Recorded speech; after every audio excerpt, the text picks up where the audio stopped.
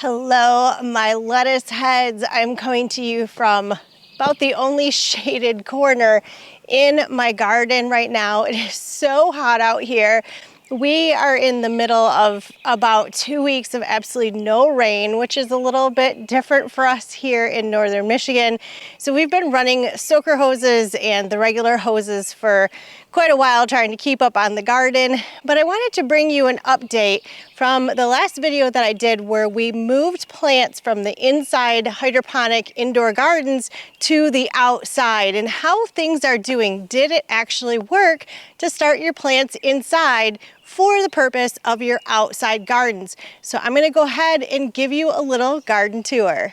Here is one of the tomato plants, and you can see it's doing really well. And I'm going to want to be coming around and start picking off these bottoms, what they call the suckers. And as the plant grows, I want to keep this as leaf-free and branch-free as possible. And we use the soaker hoses so the water is only watering the base of the tomato plant and we don't get water on the leaves.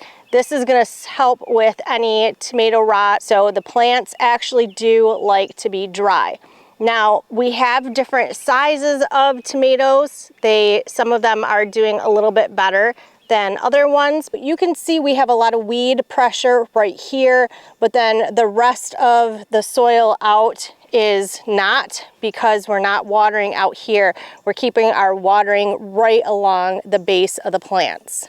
This is one of the zucchini plants, and what we like to do is actually either dig a hole down and kind of flatten out the surface or build up a mound, which I will show you with the pepper plants.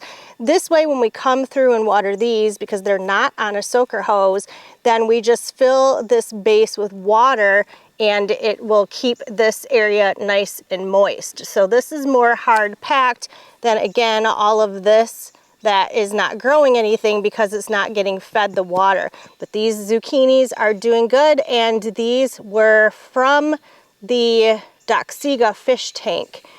This is one of my pepper plants, and I believe this is either a jalapeno or a green pepper, but this shows the mound. So my mound goes up and then down into a little bit of a hole, and this again is where we can just fill this in with water.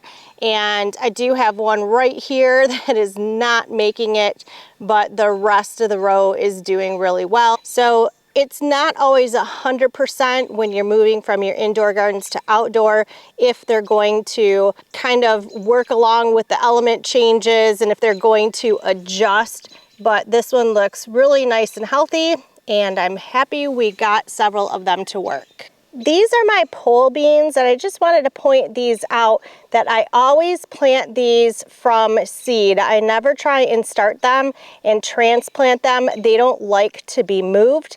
So I go right down the side of this cattle panel and I put them in with seeds. And then again, the soaker hose is right here. So this is always keeping this area as moist as possible.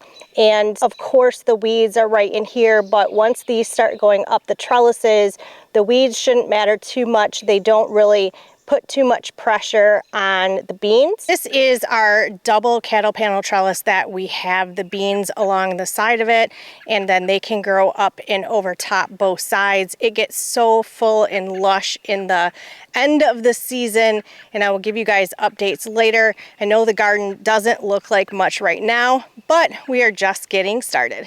I want to share with you a couple of products that we really like to use in our garden that has helped us with our projects that we do out here. Now, as you saw, we do traditional in-ground gardening. We have tried the straw bale gardens. We have never done raised bed gardens. We really like traditional in the ground gardening. And now we've added the cattle panels, which that's been really fun, and they're permanent. So we don't have to worry about the upkeep or the maintenance of them. They're fine every single year. Before I grab those products, I want to tell you about this box I'm sitting on. This was given to me by a company called QFAR, and they sponsored this video. And this is a deck box, a garden box, or even a mailbox. It comes with a very large sticker that says UPS, USPS, Amazon, FedEx for deliveries. But I like it out in the garden because I can actually sit on it and I can store all kinds of things in it, like my watering cans, even my entire garden kit with all of my gardening tools. But one of the products that I really want to make a point of sharing with you today is Miracle-Gro. There's so much controversy with Miracle-Gro. It's pretty funny to see online how many people get really obsessed with Miracle-Gro and what is in the actual product itself. You have to really make a decision if you want to be fully organic or how you want to fertilize your garden.